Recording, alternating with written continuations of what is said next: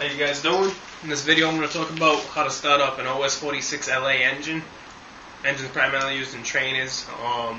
Engine's kind of old. I've driven it into the ground a couple times. Everybody now recommends the 46AX, supposed to be a superior motor. I've never had any problems with this one. For a trainer, what else could you ask for, right? So, bring it up close. Radio I'm using is the Futaba, how you say it, Japanese shit. 6EX. It's nice. It uses the no crystals. It uses that 2.4 technology shit. It works. Look, here's my motor. You can see I got some wear marks up here from where I drilled it into the ground. I'm gonna go full open on the carb. You see it moving. When I'm done with my models, I'll usually close the needle valve, just because I don't want any fuel overflowing up into the motor, drowning it out. Oops, so my needle valve's bent there. Oh well. This valve we're going to open it twice.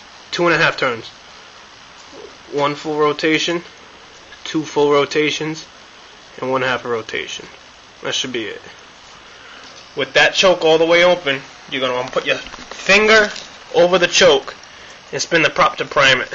And as I do that, you can actually see the fuel going into that line right there. Let me do this without the camera.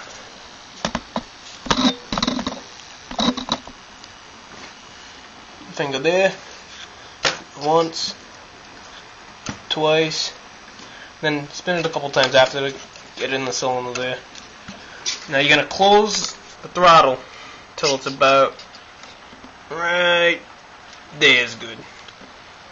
If you look on this side of the carburetor there, you're actually going to want, if you're looking at this line right here, the stick's going to be shooting almost 90 degrees from the top of that line right there, where this little lever is.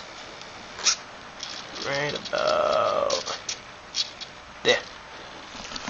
So you gotta figure not all the way open, but halfway there.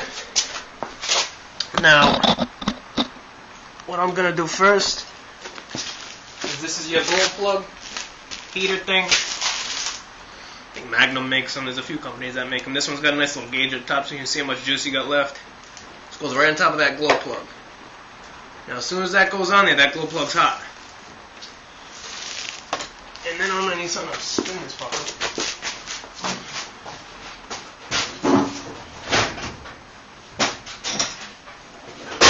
I'm doing this by hand with a screwdriver. An electric starter's obviously easier. I have one, I just don't feel like yanking all that shit out. And wiring it up. So I'm just gonna go around a few times. Oh, good kick there. When these backfire, you have to be careful, because that can actually take this entire spinner nut right off. It'll come loose, and you won't realize it, and it'll probably be kind of loose. So every time you get a kick like that, check this to make sure that the prop's still tight. Almost.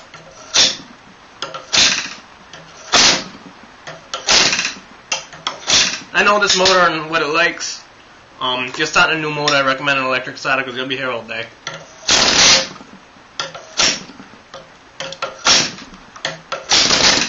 Come on.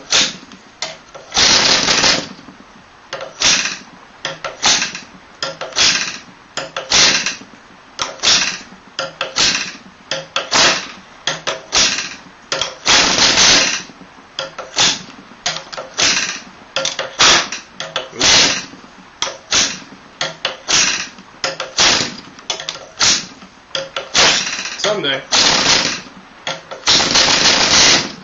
Almost right there. Another couple whacks. Oops.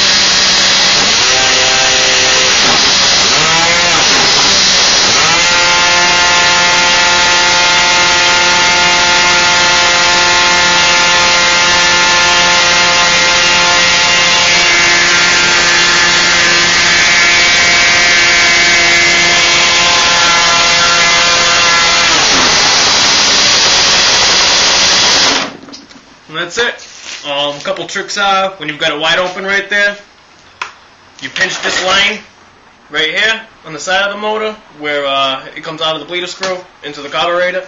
If you hear it pitch up a lot and then die, you know that you're running a little bit too rich because it leans up when you cut fuel. So you're going to want to adjust that needle valve close a little bit more and a little bit more until you get that nice two-stroke sound. When it first started up, you heard I was real rough and kind of blip, blip, blip. You want to smooth that out just by leaning up that needle. That's why I started with it really rich. I started with it pretty open. You don't want to close it too much or you'll go lean. A good trick to know when you're right in the sweet spot is if you pinch this line right here, the motor will come up a little bit and then die just a little. Then you know you're just about right. If you're wide open and you squeeze that line a little bit and you can't hear the motor come up at all and then it dies, you're going too lean.